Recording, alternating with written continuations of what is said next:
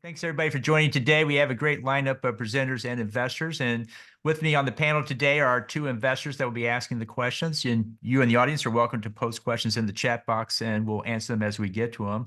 First up, we have with us Ed Pearce of the Lion's Den. Ed, can you tell us more about yourself and the Lion's Den?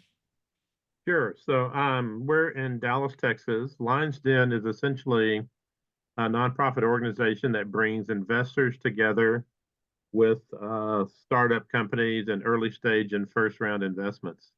We're essentially a faith-based network. And so we bring companies that have some faith impetus, some faith designation in the way they approach their profitability standpoint.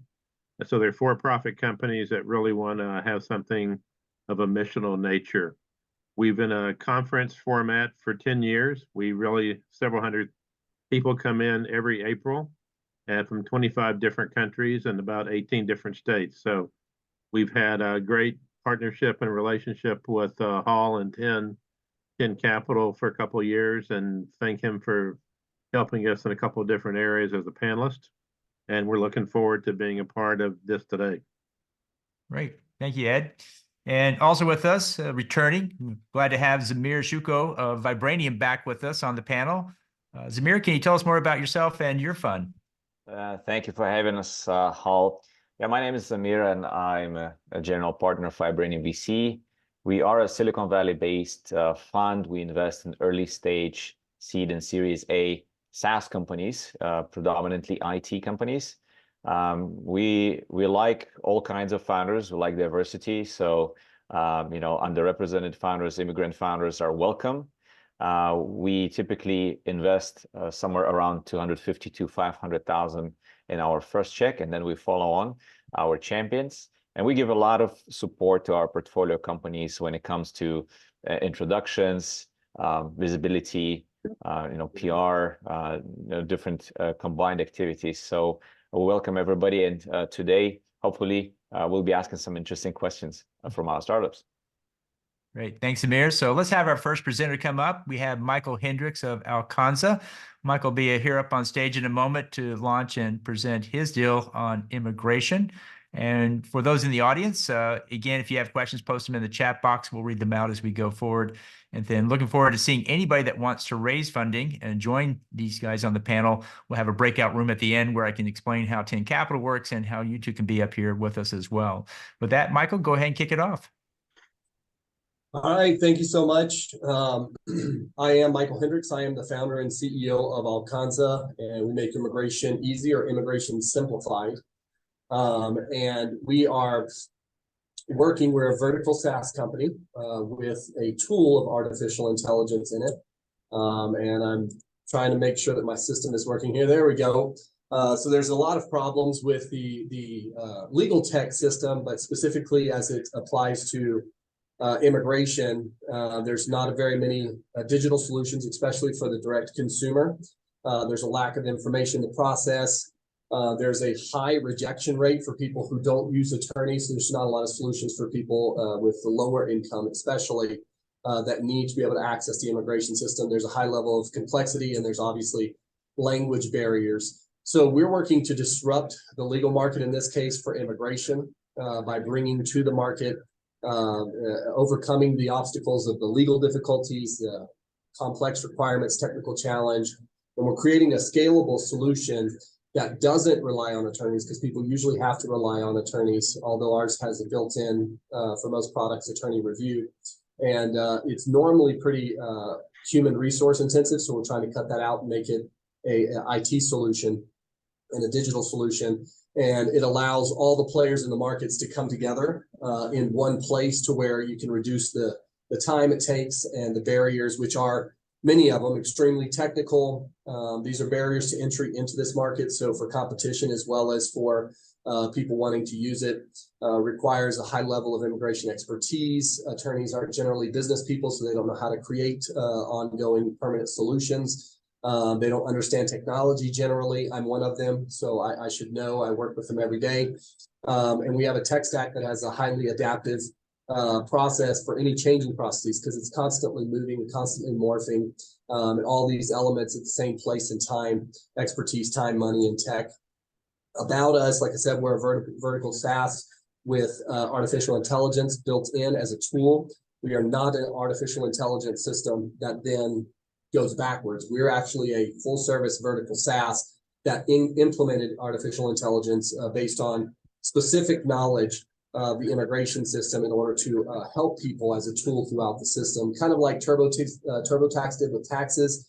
We've built the platform with logic and artificial intelligence to help simplify the process. We have various go-to-market strategies.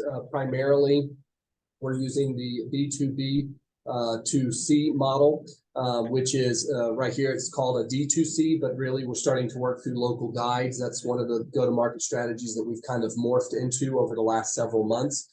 Talk a little bit more about that. So it's a find your eligibility, fill your process, and file it. We also have B2B and full enterprise models. The B2B is it's subscription based, so that attorneys in their offices, and then also non-attorneys that are able to do processes in their state. California's the only one that we know of right now, but they can also use the technology to create better efficiencies inside their office. Our artificial intelligence is a tool, and it allows us to have a competitive advantage in that we don't just cycle everything on the internet through the intelligence. What we've done is created a very specific corpus of information, about 10,000 pages, that includes the law, it includes the nuances, it includes my brain put into the system, and me as an attorney that's been working in immigration for years, highly awarded, highly trained, was able to create a database that allows the AI to work directly on immigration. So it won't know anything about astrophysics. It won't be able to create problems with how, for instance, acronyms inside immigration and other systems, they have the same acronyms, so it gets confused. This allows it to only be working off it, and we can make it better and better. We are making it better and better through these epochs, which are cycles of feedback and training. It allows for improvement on the B2B level at law offices and so on. It allows them to increase their efficiencies or decrease their costs, or both, depending on what the desire of that office is, that B2B. And then obviously for the B2B2C or D2C, it allows for there to be direct access by an end user to the immigration system in their own language with a high level of confidence and guided through the system. So it works really well to bring people who generally wouldn't be able to do it for money reasons or for understanding or whatever. It gives them better access. So our total beachhead, our total markets and beachhead markets, the total is 10.5 in the US alone, 10.5 billion. That does not include people applying from outside in, which probably doubles it approximately. So you're looking at closer to a $20 billion total market with outside into the US, and this is the process inside. And these are dollars that are only spent on immigration attorneys, 10.5 billion per year. This doesn't include people using immigration consultants or people trying to apply on their own and getting rejected at 80%. And you can see those numbers. We have a very high level of market opportunity with the amount of people in the US that need it, and then not including the billions of people outside the country that would love to be able to apply. The beachhead market is 250 customers served to date. That number actually by the end of last year ended up being closer, and with this year ended up being closer to 400. D2C, we're looking for primary people who are under 45 because they're more familiar with technology, more comfortable with technology, at least a high school education, because that means they've probably dealt with technology in their education. $40,000 plus a year, because people who are well under that may not qualify for sponsorship reasons and other things, but the people that are at that and higher have the ability to be able to actually apply. And there's about 2.5 million per year of those applicants, which is about 1.2 billion. And this is our beachhead for B2B, which is the subscription model directly. We're looking at immigration firms and law firms, and then other immigrant-owned businesses that are interested in putting like kiosks and other things in to be able to bring people that are already coming through their door to be able to use the system. And you can see the revenue models there. We're also looking for people who are wanting to be new entrants into the legal market. Maybe they're doing multiple areas of law while they're getting started. And this is one that they'll have such a high degree of backup and guidance that they don't have to be an expert in the area in order to offer that service. The business model is 50 local guides by ELY 23. We ended up at 44.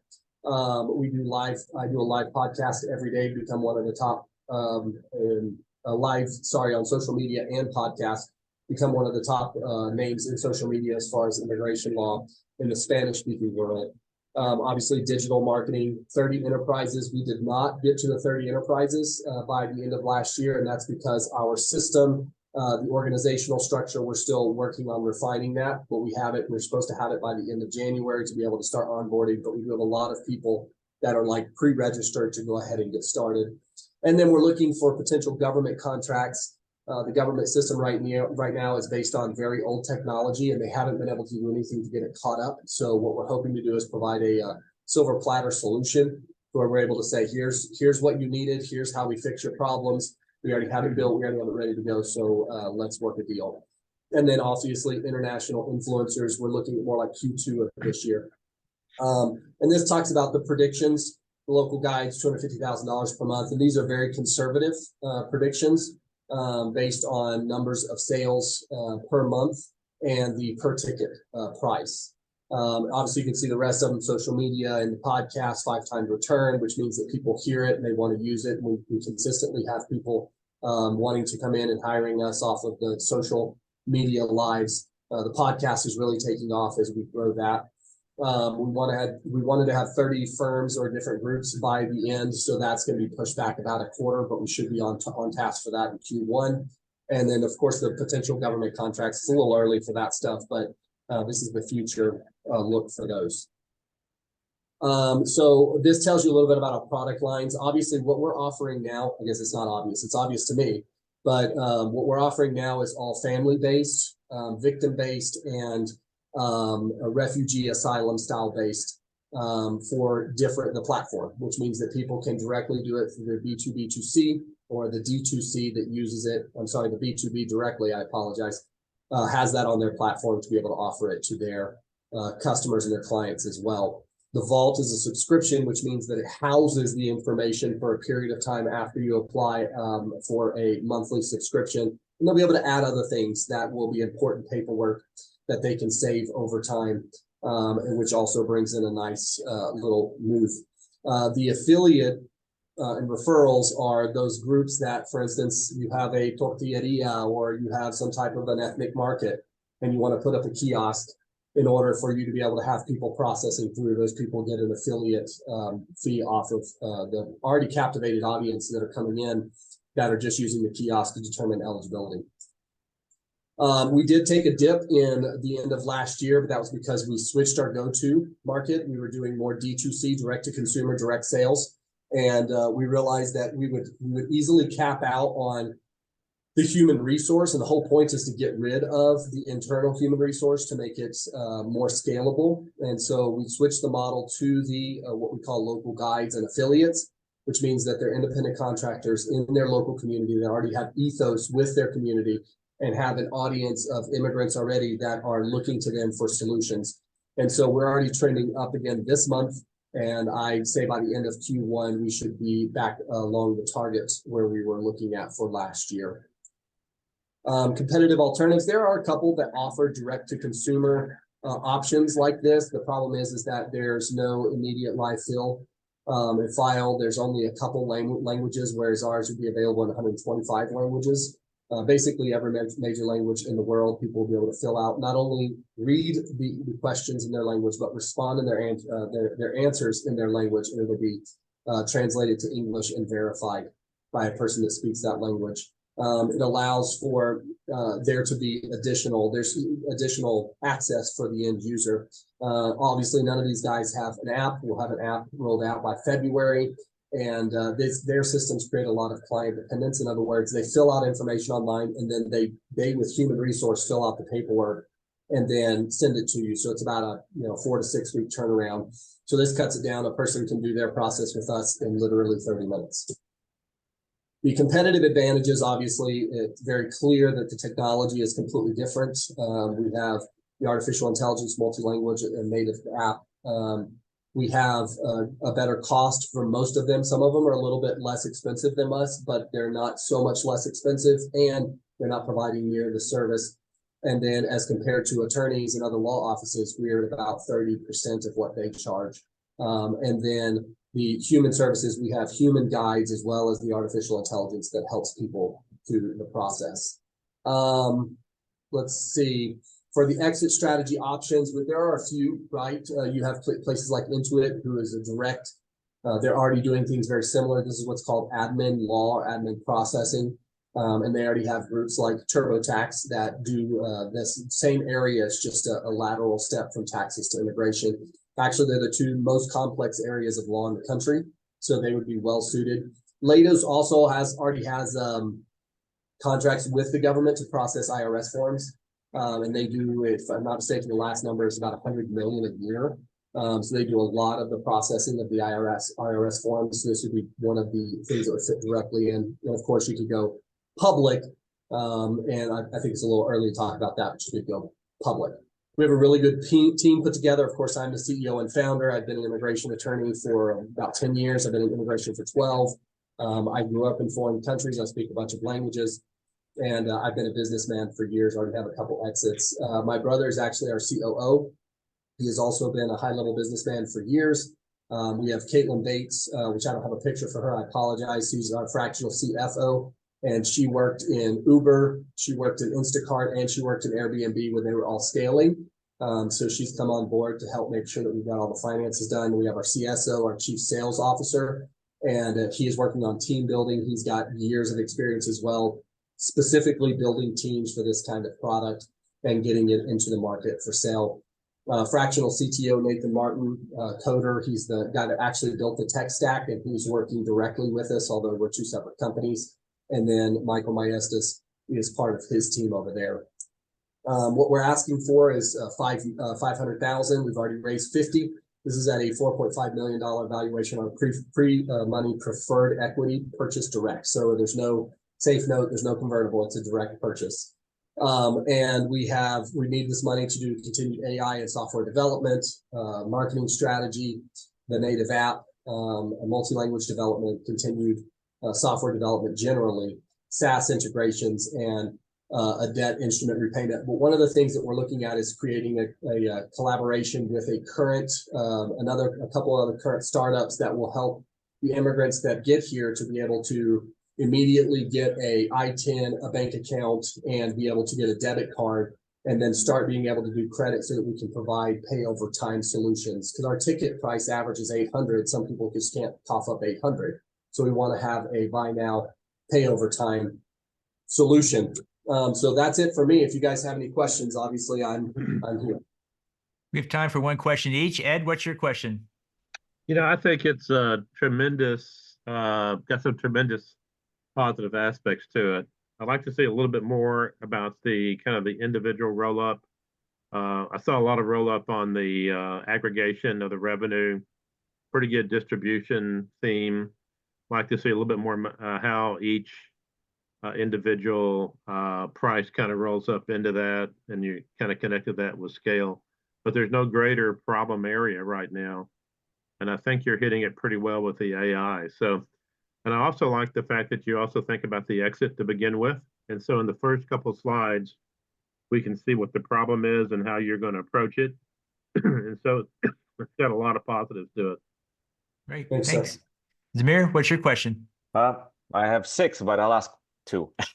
Go ahead. So first of all, are you using any third-party technologies like OpenAI for this? No, Or sir. So the you only built your LLM? Well, we have a Llama 2 product that's a commercially licensed. So it's something that we have already. And we're using it as our engine. We are working on building our own engine. That's going to come in probably Q2, Q3. So that way we don't have to rely on the Llama 2. But the corpus is all internal intellectual property. It is owned by us. Okay, quick second question. What is the breakdown in the revenue right now between your services and the SaaS? So the services, you're talking about the subscription model? Well, so you have the platform with the subscription, then you have your services as a legal team, right? You still provide those services, correct? So Yeah, in so the we revenues don't- that we saw, like 30,000 monthly revenues or close to that, what would be the breakdown? So none of it's coming from subscription yet because I haven't actually opened that up to sale. That's going to open up at the beginning of February. So everything that we brought in has been the sale from the services. And we don't provide legal representation, but what we do is we allow people to be guided through the process by their local guide. And then as a complement, what we do is we have an attorney that reviews the process. Right now, that's me because I want to make sure the system is working at 100%. But once it's refined, then we open that up to contractor attorneys to come in and they get paid per file that they review. Great. Thank you. Thanks, Michael. Good pitch. And let's go to our next one. We have now with us coming up, Jack Terrazas of DrySafer. Okay, just a couple of takeaways briefly. One is we're looking at a product that number one, it's proven. We're going to this is going to be our Series C, the first two all facilitated, our cash raises. So it's a proven product. We actually sold 1,250 units in one day on HomeDepot.com on the second gen model. And we decided that we wanted to develop an app. The market is huge. There's 90 million dryers in the United States. And one of the huge problems is dryer fires. What happens is of the dryers, once they start overheating due to lint buildup, it actually starts homes on fires or utility rooms on fires. And as you can see here, there's 200 million in annual property damage. But having been through a number of trade shows, appliance trade shows, it's about 250% understated. These are numbers by the National Fire Protection Agency. People just don't want to submit a claim on their insurance because obviously it'll go up. So we know it's a huge problem. In fact, the product was invented by an owner of a successful appliance repair business. Washing machines, dryers, ice makers, ovens, etc. But 90% of his dryer calls are the homeowner calls and says, "Hey, my dryer's taking too long to dry." He knows exactly what it is. He goes over there and pulls out, as you can see here, a ton of lint that's built up in the exhaust vent. And they're also on the roof vents or the side vents. What happens is the lint begins to dry and cake, and you can't get the exhaust air from the dryer out to the exhaust vents. Also cause birds' nests and other debris gets caught up there. So what happens? It overheats the dryer motor, and the dryer motors burn out. And when I first met with him, he said, "Jack," he said, "you wouldn't believe how many motors we got to replace because they already let the dryer overheat." So the solution, we first developed the first two, 3-gen models, and now we're developing an app. And what this app does is you can see on the bottom here, it's an elbow-shaped device that's universally is designed to fit all 90 million gas and electric dryers. It's real simple. All you do is twist it on. You attach the vent hose on the other side. As you can see here, as the lint builds up, it'll alert homeowners. The app will send the alert to their smart home, or if you're a property manager, to your desktop saying, "Hey, it's time to clean out that lint before it starts using up the exorbitant amount of energy." And it's real simple to install, which is we specifically designed it as a do-it-yourself installation. You insert the device in here in the back of the dryer. You reattach the vent hose, and there's a cable that goes from here to the device, the app device. It's a 110 volt plug-in. You download the app and register it. I've got a video if anybody's interested in it. It's a 2-minute video on how the app is, how it's downloaded onto a cell phone. As far as using up energy, as we all know, carbon footprint is a huge issue today. What happens is, and again, these are tests run by our technology expert, the inventor. Once that dryer starts running 45, 50 minutes, as you can see, it exponentially starts running harder, hotter, and starts using up a lot more energy. And what we're trying to do is prevent that energy usage by sending that alert. As far as competition, really there isn't any, but we do have to list this lint alert. Ours again is designed for do-it-yourself installation.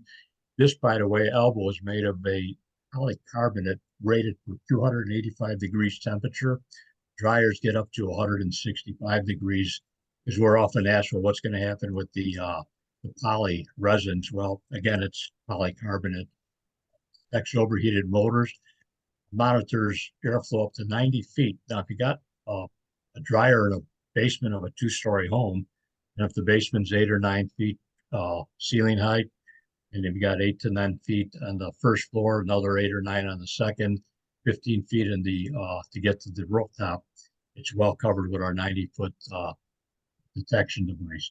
We got a utility patent and 3 design patents. The 3 design patents are almost as strong as the utility patent in that it's virtually impossible to try to design what we've accomplished inside of this elbow, because there's a flap in there that detects the airflow. And another thing we have is data usage that we're going to be able to sell to manufacturers, insurance companies, and service companies. As far as the lint alert, well, let me just show you what's involved on this. And I put in there, would you want this product behind your dryer? What the homeowner has to do, or a professional contractor, is actually put a hole in the exhaust vent here, and then start putting in these various devices, their tap fittings, etc. You don't put them in the right way, it's not going to work. And then you have to put a plastic hose here that connects to the device over here, and hopefully it measures air pressure. But again, to even work properly, you have to have the whole vent cleaned out all the way up to the rooftop, and ours does not require it. If there's any lint buildup, it's going to send an alert. This is exactly why Home Depot, Lowe's, and other home improvement chains do not carry it, because they realize that they're going to be liable for a lot of returns. As far as our sales and marketing goes, the verticals, home security systems like ADT, we've got our associates, Avi Rosenthal and Mike Buckingham, as our 2 key guys for the home security market, have been involved with this since the advent 25 years ago. They can walk into ADT, Honeywell, home warranty companies. We've got relationships with sales reps that call on them. Appliance service and repair, been to the main trade shows in the past. And again, the inventor, my partner, has been in the appliance service business for over 30 years. We know a fellow that has 9,000 trucks on the road that installs satellite TVs, and he's excited to get involved. And then there's always the OEM possibility. And then you've got the restoration and home service franchises. We're kind of a lean and mean situation where right now it's just myself.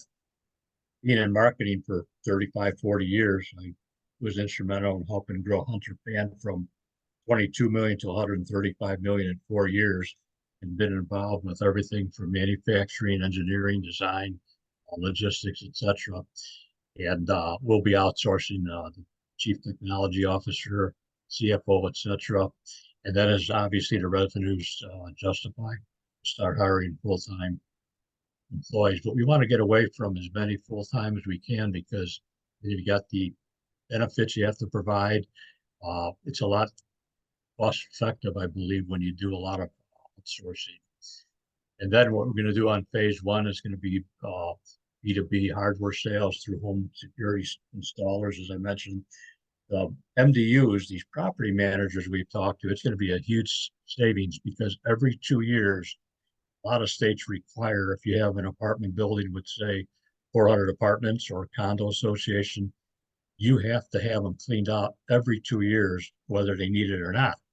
So if there's just a couple that do their laundry 3 or 4 times a week, as opposed to a family of, say, 5, where they're doing the washers 3 times a night, they're going to require the vent being cleaned out. But the other, say, 70% of the tenants, they'll have clean dryers, but they still have to have the dryer pulled out and inspected. With our app, they don't have to do that. It'll be, if they get like 5 to 6 or 10 alerts a month, they'll just either have their maintenance manager go into those 10 apartments once a month, and the next month the other 10, it'll be a huge cost savings. And what we're going to do is, as far as monetization is, we're looking at either selling to them direct or charging them $5 a month, and they can pass that $5 along to their apartment tenants as a added security marketing initiative. And then this next phase will be with the Wi-Fi model, going into the Home Depot and Lowe's, which I've been selling those guys for 35 years, and then also monetize the IoT cloud platform. As far as incremental revenues, as I mentioned, we've got this app data collection and we've got it patented. We can sell the GEs, Whirlpools, Samsung, LG. We can sell them this information where then they can turn around and model their marketing initiatives around it. Imagine how useful it would be if you were a dryer manufacturer to know how often your dryer was used, the demographics of it, maintenance, etc. And their engineering people can take a look at this data and possibly improve it or come up with different features and benefits. As far as the forecast goes, there's 90 million dryers, and everybody keeps saying, hey, Jack, you ought to be able to get a typical 5% penetration. Well, 5% penetration is 4.5 million dryers. And if you multiply that by a sales price of $80, I mean, you're looking at $300 and something million. And I'm looking at here and looking at all the channels that I mentioned to you from the ground up. What I'll do is, for instance, on these projections, for instance, with a Home Depot or Lowe's, you take a look at the number of stores. Let's say you put 4 to 6 units in a store, and then you take 6 turns a year, and you really build this from the ground up. And then I cut it in half, and it came out to about 500,000 units after 4.5 years, which is a 0.5% market penetration. Now, obviously, if we get lucky with an ADT and say, you know what, we've got 30 million members, we're going to go ahead and possibly install it in 10% of it every year or 20%. These numbers can really escalate. But again, just trying to take a conservative approach. And at the bottom here, your net profit, keeping the outsourcing. What I do rather than hiring people is I build in a management fee, which doesn't involve the extra 35 or 40% benefits. That keeps the net profit. It's one single item. We're also going to have in addition to this, by the way, we're going to have heat sensors, which aren't included in the unit sales, but we've got access to manufacturers of, water sensors that we're going to sell. And this revenue is based on selling one water detector per installation. So if you've got 224,000 units in 2028, we'll sell 224,000 water sensors, which you can put adjacent to the washing machine. Jack, let's move to your Ask slide. We have 2 minutes left. Okay, so as far as our leadership goes, myself, Tom, the inventor, Randy, experienced leadership, the 2 fellows I told you about that are going to facilitate the Wi-Fi and Z-Wave for us in smart home vertical sales. So the ask, looking for 600,000, $1.25 a share, minimum 15,000 tranche, and got it right now 3.6 million outstanding shares. After the raise, it'll be 4.1 million. And we've invested out of our own pockets $220,000. We've got a lot of skin in the game. Here's our use of proceeds: 100,000 for R&D and CADs, 300 for inventory, 200,000 for operating expenses, trade shows, business development. Exit strategy, as you can see here, all these companies are involved with smart home technology, which we believe will hopefully be purchased by a Nest or Google. Or Great. Thanks, Jack. Let's go to our questions. Ed, what's your first question? Well, here's what I always tell companies is that I need to know what you're doing, what the problem is, and what you're all about in the first by the first, second, or third slide. And so I was still trying to figure it out. Maybe I was just a little slow on that. And so I think maybe if you had a tagline that was right up front, that would help me to understand what you're doing quicker. Okay. And then when you start talking about, here's the things that you talked about that I need to know more about. You said you're in Series C. So next discussion, I have to know what the previous money is, valuation that you raised at, et cetera, et cetera. You sort of Okay. got to that there at the end, but that was a little bit nebulous for me. And I Okay. think the channels, I think I'd be more clear about how the channels work. Like you're doing channel marketing. I think direct to consumer could be good because it allows you to create demand.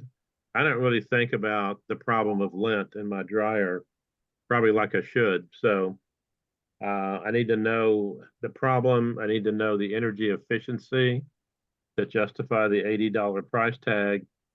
And I think you're so smart to not talk about a percent of the market, because that's always kind of a red flag when somebody says, I'm going to capture 10% of the personal computer market. You know, they don't have any idea what they're doing. So I think that you have approached that the right way. It looks like a great device. Just how are you going to structure it to really make it sell? Okay. When you say energy efficiency and how would you, I mean, it's not like a refrigerator or a dryer or washer that has an energy efficiency rating. Well, I think, yeah, but I think as you clog up the pipe, you make the machine work harder. I got the impression in the first few slides, it was like you're trying to prevent a fire, which I think you are, but it's also a great energy efficient device because you're cleaning out that dust that's going to make the device work harder, I would think. No, that's right. In fact, when we met the very first generation, when I met with the Home Depot buyer, it was a female, and she said, "You know what, Jack, you ought to make the whole box green." She said Yeah. for energy savings. Great. But Thanks. you know, Zamir, what's your question? Yeah, Jack, quick question here. Did you run any pilot projects, proof of concepts with, you know, I don't know, an apartment complex or somebody that you could get these customer statements, right? From the maintenance companies that would be your probably step one customers. okay. Have Yeah, some you run any? testimonials, Yeah. in other words. Did you run any of these pilots with them, or it's just the No, prototype because what still? we did, Zamir, was they know about the first 3 generation models, and what they said is that they're the ones that really were pushing the app. And they said, if you guys can come up with an app where I can see uh, these alerts on apartment 208 or whatever that the lint is starting to make or the lint Okay. Have you buildup. had, Yeah. got it. I understand. Now, have you had any sales of the previous models? Yes, we have. We sold in each of the first 3 generations, uh, we've got sales on them. Yes. Okay. All right, thanks. That's my question. Sure. Great. Thanks, Jack, for a great presentation. With that, let's go ahead and bring up our next presenter, Gabe Musso of BioSymetrics. Thanks. So yeah, thanks for the opportunity to chat a little bit today about BioSymetrics. Just at the very highest level, BioSymetrics is an AI-driven drug discovery company, and I'll talk you through the platform and its applications over this next 10 minutes. We have 15 plus target discovery programs. We've been lucky enough to partner with major pharmaceutical companies, including Janssen, Pfizer, and partners like Deerfield Management as well. We have an experienced exec team with multiple startup exits. We're about a size of 15 employees, and we're currently raising $7.5 million, of which 4.5 is committed. And the terms of that are a convertible note, and I have more details towards the end of the presentation. Just a little bit of a note about the company's founders. So myself, as Hal mentioned, my name is Gabe Musso. Just a little bit of quick background. I have a PhD in molecular genetics and computational biology from the University of Toronto. I was also a research fellow at Harvard Medical School for several years, where I was looking at applying AI and machine learning across different biological problems, really how we can effectively use data to make predictions of how experiments will go before we do the actual experiments. was really the nature of most of my research. My co-founder, Anthony, who unfortunately couldn't join us today, is the CEO of BioSymetrics. He actually comes at this from the ad tech space, where he was looking at applying machine learning across a number of different applications. Most recently, he was the CEO of a company called Adherent, which went public in 2022. You can look that company up, and he has taken multiple other companies through different exits as well before Adherent. So the central problem that we're addressing at BioSymetrics is the fact that clinical trials fail. There's about a 90% overall failure rate when it comes to clinical trials, and this high failure rate drives up the cost of drug discovery. So a statistic that probably most of us have heard in the past is it costs about $1 billion to bring a new drug to market. The reason it's so expensive is not because of the development of that drug itself, it's because of the failures of all the drugs that came before it. You're subsidizing the failed clinical trials of all those other numerous drugs. This is actually, unfortunately, even higher for areas like neurology, where it's incredibly difficult to develop new therapeutics that don't have unwanted side effects. The way that we're doing things a little bit differently is we're using advanced machine learning to be able to understand biological complexity a lot more quickly. We are driving new drug discovery in a way that we're looking at whole organism biology.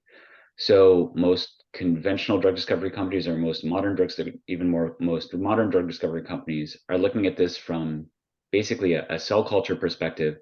They'll use cell culture, which is just kind of one particular cell type, or one looking at effectively one dimension of cell growth, and use that to develop new therapeutics. And then down the line, we'll see if there's toxicity, we'll see if there's unwanted effects, we'll see if there's off-target effects. We are using a living organism to initially screen all of our compounds. Because of that, we can get a better, more holistic sense of the effects that drugs are going to have.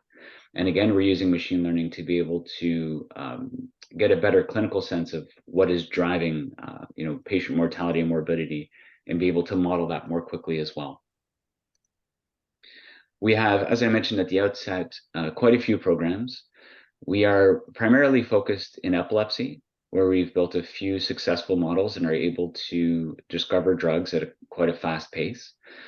Some of these are partnered programs that we have with companies like Deerfield. So for anyone not familiar, Deerfield is probably the largest biotech investor, and they have some interest in some of our individual programs. We have a collaboration agreement with Deerfield, and I can go into more detail about that in the questions as well. But we also do have a number of internal programs in epilepsy. We are taking our own drugs that we've discovered through our platform, and we're bringing these into mammalian models and starting to set up the evidence that will allow these to drive high-value collaborations and partnerships and licensing. So just a little bit about digging in on our platform. Our platform, which we call Elion, is really made up of 3 core components. But underneath the hood is a core machine learning engine, which we designed and have now patented. The nature of that engine is basically it's a framework for allowing us to bring together diverse types of data, horizontally. So the kind of secret sauce of everything we do at BioSymetrics is what we call contingent AI. Contingent AI is basically what allows us to simultaneously process, if it's patient data, we're simultaneously looking at clinical records and images and genome sequence data. For experimental data, we're again looking at data from multiple sources.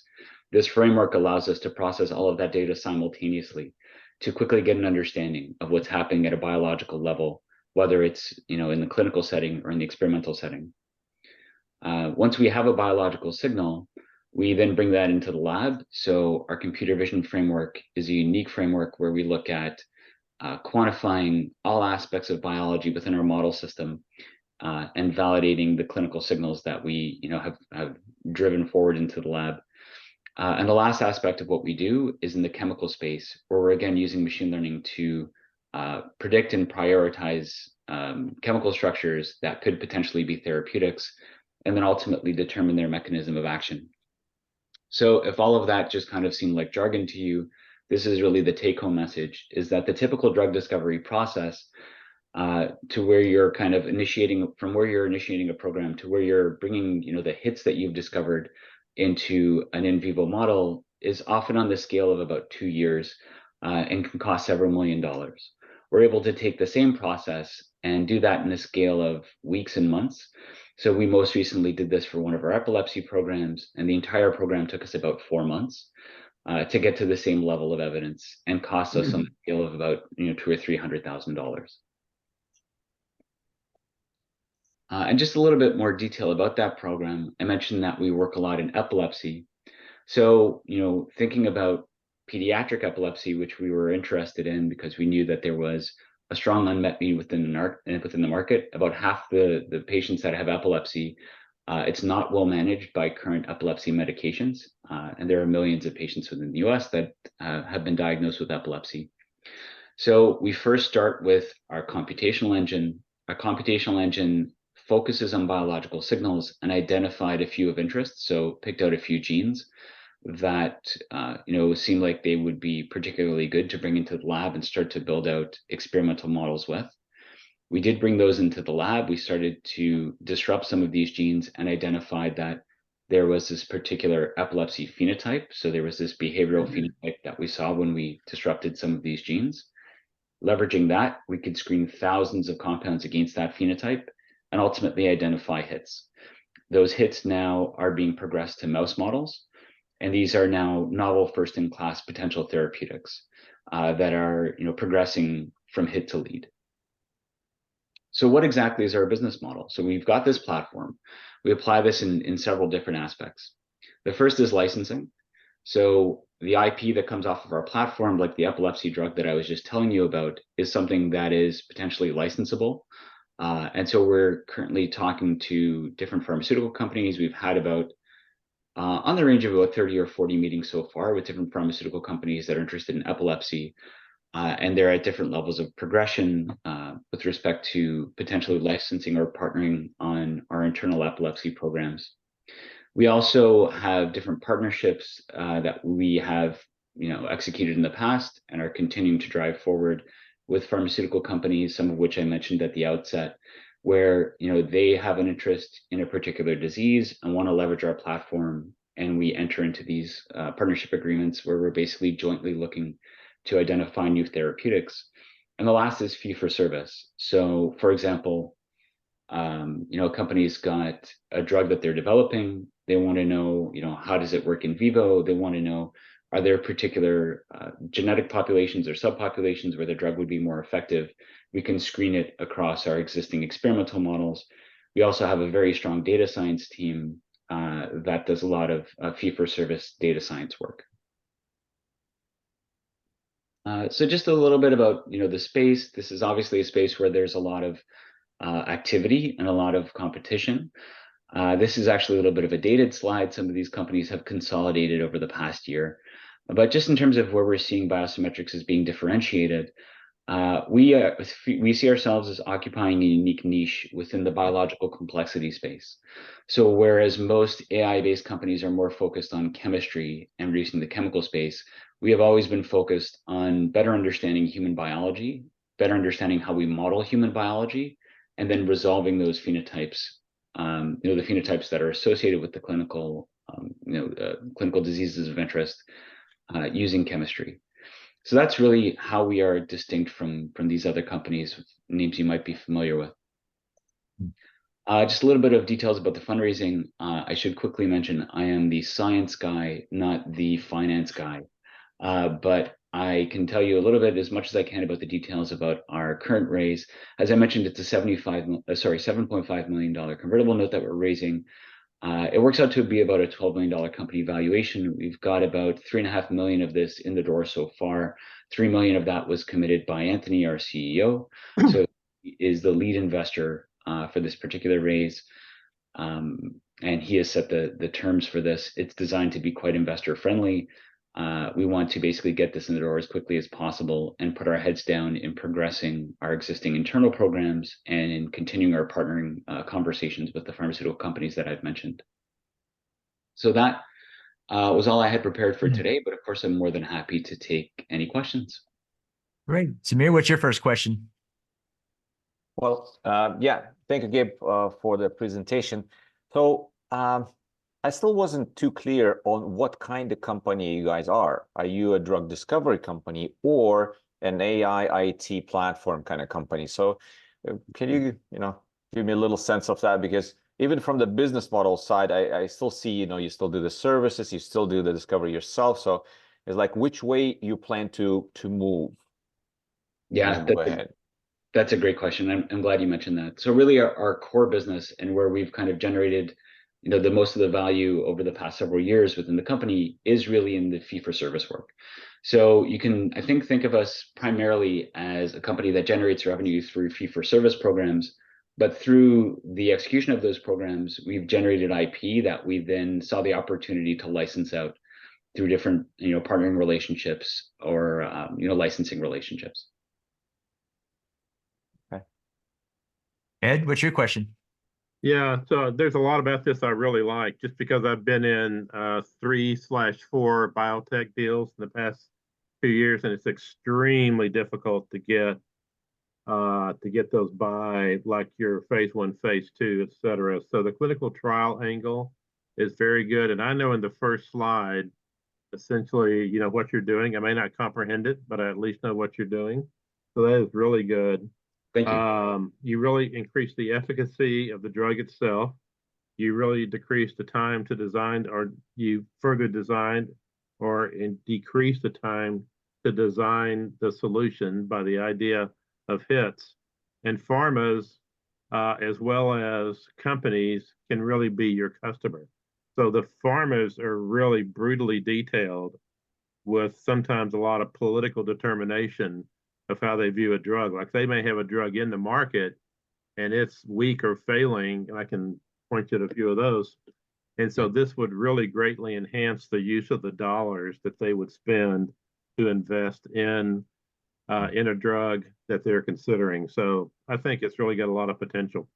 Thank you. I would see more about just kind of the numbers, et cetera, as we kind of go on, understand a little bit more about the team, kind of your burn rate, and just typical investment kind of deals. Absolutely. Hal, can I make a short comment to that? Go ahead, Zamir. So on the investment slide, when you mentioned that the CEO is leading around with 3 million and then you're raising 7.5 with a 12 million valuation, my honest opinion is that probably as an idea, it'd be good to have the initial investment from the CEO, use it to show more traction, move forward, bring the valuation higher rather than raising a pretty large round at this valuation, because you guys are going to dilute yourself seriously if you raise 7.5 with that valuation right now. And if you have those resources from the CEO, you can use those and get a lot more revenue, a lot more traction, and the valuation will be in a different place by that time. Yeah, and then that's a go after the money from the market. And that's a very fair comment. We had, just to be entirely frank, last year was a tough year for us revenue wise. A lot of the revenue that we booked turned into, unfortunately, bad debt with companies that, either went under or, weren't able to kind of, pay what was committed to us. And so that was kind of the need for the immediacy of, and dictated the terms of the convertible note. But we very much see this as giving us, more than sufficient runway to be able to, go back out and raise a Series A at a much higher valuation. That being said, your comment about dilution is well taken, and I certainly think that's a fair comment. Great. We're out of time, but thanks so much, Dave, for the great presentation. With that, we'll bring up our final presenter for the day. We have with us Nathaniel from PayTrust. So with that, we'll kick off with our next presentation, and then after that, we'll move to breakout rooms. Good evening, everyone, and thanks so much for listening. Great. I'm here to speak about PayTrust, a company that is revolutionizing bill pay, targeting a senior and disabled marketplace primarily. Silverbills was founded in 2014. That's the prior entity, and we took on the name PayTrust after a recent acquisition from our largest partner, Fidelity Information Services. The challenge that we're addressing relates to the twin problems of bill management and mail management. Cognitive and physical issues related to aging often impair the ability to keep track of expenses. Even without cognitive issues, simply the time wasted on bill payment tasks distracts from quality time with family and other more enjoyable pursuits. Bill-related mail piling up unopened in the home is a problem that millions of seniors face, and for which there is no readily apparent or easily understood solution. The consequences of dealing with these twin problems are severe and widespread. Unpaid bills, overspending, impaired credit, wasted time, anxiety, and in the worst cases, suspended services. PayTrust is the solution. Using proprietary software plus personal support, PayTrust receives, scrutinizes, stores, and ensures bills are paid on time and helps with budgeting and record keeping. Our standard plan is a self-service digital offering paired with a physical mailbox. You can redirect all of your bills to that mailbox, and any that can't be redirected there, just put them through our very simple digital bill pay tool. You can use any or many bank accounts to pay bills.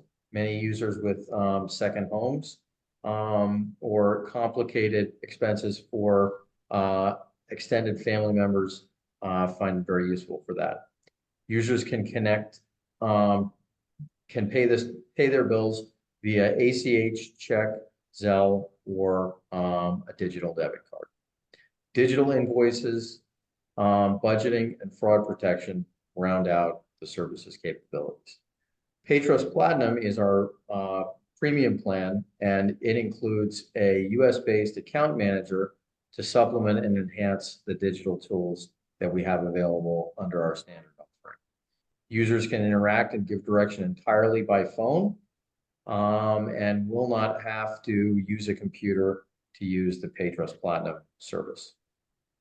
So those are our three pillars of service: the mailbox and at PayTrust email inbox that all users are provided and to which all billing related correspondence can be redirected.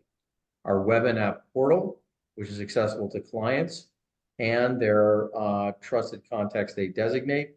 Many adult children will manage bills for their parents, sometimes on a total basis through a power of attorney, taking care of all bill payments, or the older adult can designate certain individual bills where discretion is required, for instance, a home health aid bill, to be approved digitally by their adult child. Obviously, for our Platinum plan, that account manager, which obviates the need for any digital literacy in order to manage expenses, is a key feature as well. Our main partner here is FIS, and their Fusion bill pay engine is at the core of our both digital and Platinum offering.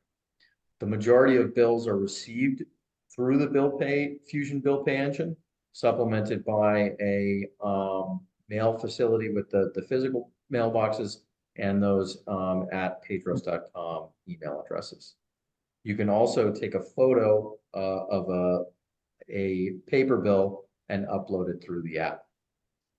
We can then pay out the bills in whatever means the client designates: check, ACH, Zelle, or card. Here are a few screenshots of our bill pay dashboard, detail of an individual bill and payment confirmation. We're rolling out OpenAI functionality for better optical character recognition at our mail facility. And in the coming months, we'll be adding more AI-driven features that include personalized, tailored financial advice delivered digitally for our standard plan, and intelligent alerts for bills and savings opportunities. We also plan more integrations with other banks and digital software providers. So our differentiators are pretty stark. If you want to use Prism, Quicken, or Bank AutoPay, that certainly is an option that does make sense for some, especially those who are especially skilled at managing digital interfaces. However, what our standard plan offers is the ability to connect any bank account, to have all the bill-related data and information in a separate, segregated interface that is not linked to the bank, and to pay bills very, very easily without having to enter in for any information yourself. For those who use our Platinum plan, there really is nothing like it available, and our $150 a month cost is incredibly reasonable compared to the daily money manager industry, which is basically people who come in and write checks for you and get on your computer, or accountants and other professionals, often at private wealth managers, trust companies, and others, who will do this, perform this service at an hourly rate, many times that exceeds our full monthly cost. For everyone, they receive a web and mobile app to see everything, totally secure data storage backed by a SOC 2 certification, a dedicated PO box, which really nobody else offers, and that dedicated bank account through which all bill payments are funneled. Our relationship with FIS is very close, and obviously the acquisition of PayTrust itself is key, but these other services that they provide, including that digital mailroom, a remote customer support team based in Manila, and just facilitating on very favorable terms the PayTrust acquisition itself. We launched on January 3rd of this year with 4,000 converted users. They are funneling, they have funneled approximately $1.4 billion in payments through the platform over the last 24 months. And our ARR as of the end of this month will be approximately $1.4 billion. The average customer tenure at PayTrust is an incredible 20 years, and we hope to take care of all these clients for a further 20. We have huge market opportunities with our new lower priced offering through Medicare, insurers, state Medicaid programs, wealth managers, and many others. Among other partnerships we've received $4.4 million in non-dilutive SBIR grants from the National Institutes of Health, and we have signed partnerships with Humana and United Healthcare. We are looking for $2 million, which will mostly be spent on marketing and business development, partly on a little bit on technology, and a little bit on SG&A, which mostly goes to customer service supervisors who are handling and managing the remote Manila team. So that round is partially funded at an $8 million valuation cap, and looking for $2 million in total. Excited to take any of your questions. Great. Hey, thanks, Nathaniel. Zamir, what's your first question? Yeah, you did mention that the company was founded in 2014. Is that? That's correct. Yes. Okay. Silver Bills that was focused on that account manager based product. I took over as CEO in January of 2023, and my goal was to pivot it into a digital SaaS-based service, which culminated in the PayTrust acquisition and the launch of our fully digital service. And you said you reached 1.4 net ARR, is that correct? That's correct. For 4 million. Okay. I'll be interested to look into you guys. You're doing something very interesting in the field. So I'll pass the mic to Ed for his question. Yeah. Well, so really interesting. So first I thought you're basically just a value-added reseller for Fidelity, but you actually bought the system from Fidelity, right? Is that what you said? Really, the biggest thing that we got was the opportunity to market and convert over these 4,000 customers.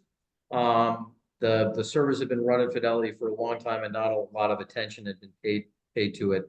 The technology is actually all our own, apart from the flagship Fusion bill pay engine, which is used by millions of consumers already at thousands of local banks, and that's Yeah, one of that seemed the like biggest business a lines. great start and a great deal to me. So now I see the tagline is like senior and disabled bill pay. So to me, the market's much broader. So I think you need these services, whether you're 35 or my age, more of a senior. So I can get that. And so I think you've got an ability to really, if you can, take that IP and broaden it out, for multi-generational across the web itself. So Yes. that was something I think that message got a little bit cloudy for me. And so I think otherwise this looks like it's just making the transactions happen, and how are you going to market those, and how are you going to do them? How do you scale it? I would have like the typical investor questions going into it. So I think I finally caught on to what you did. I think. Gotcha. Great, Well, Ed. Zamir, do you have another question? Yeah, I wanted to hear a little bit more on those grants. Those are pretty large sums of money that you are receiving as a non-dilutive grant. What are your obligations because of those grants? What are you going to have to do?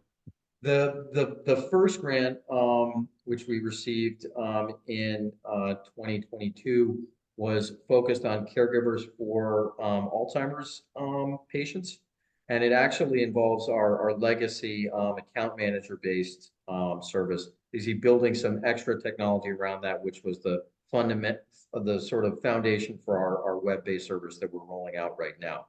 So our partners at University of Denver's Noble Institute for Healthy Aging are surveying and studying a group of 70 Alzheimer's caregivers who use our product to measure its efficacy in reducing their stress level and reducing the stress level of the Alzheimer's patient whose finances they're taking care of. So that report is due out in June. The second grant was specifically targeted to LGBTQ plus older Americans, building out a couple of specific features for them. Same partner in the University of Denver. And that grant, we're building out a couple of different technology, including budgeting, that are specifically geared towards the LGBTQ market. Thanks. Great. Thanks. Well, if that's all the questions we have today, let's go ahead and wrap up. I want to thank all of our presenters for a great presentation. And then I want to thank Ed and Zamir for great questions on the panel as well. We'll be asking for your feedback and interest in these deals as well.